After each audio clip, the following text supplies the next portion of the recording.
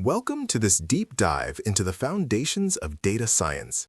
Today, we are exploring a bridge between two worlds, the rigorous territory of classical statistics and the dynamic landscape of artificial intelligence. We will prove that logistic regression is not just a statistical tool, but technically the first building block of a neural network. To understand this journey, we must start with Section 1, the statistical roots.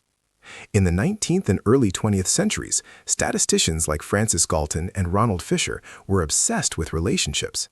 Statistics is primarily concerned with inference, understanding how a set of independent variables describes a dependent one.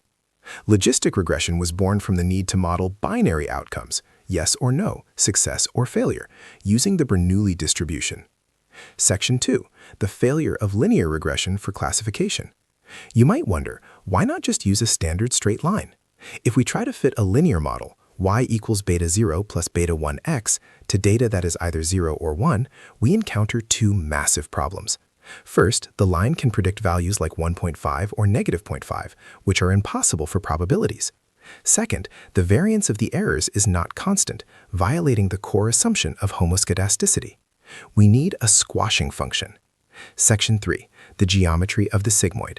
This is where the Logit function comes in. By taking the logarithm of the odds, the probability of success divided by the probability of failure, we map a 0-1 range to negative infinity to infinity.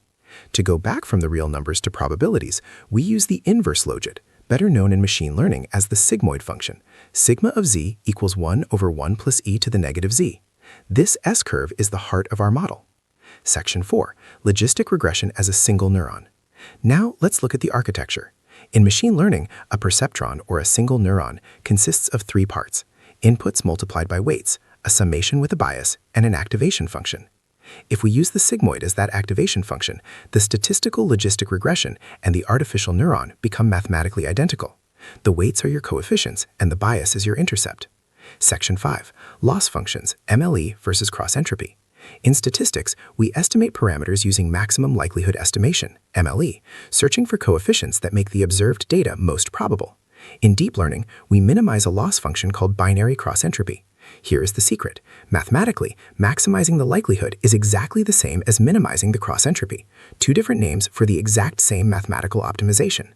Section 6, gradient descent and learning. How does the model learn? It uses calculus. By calculating the partial derivative of the loss function with respect to each weight, we find the gradient. We then take small steps in the opposite direction of the gradient to reach the global minimum. This iterative process is what we call training in machine learning, whereas statisticians might call it iteratively reweighted least squares. Section 7, scaling up to deep learning.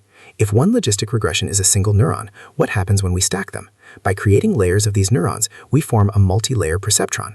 Each layer captures more complex patterns. This is the deep in deep learning.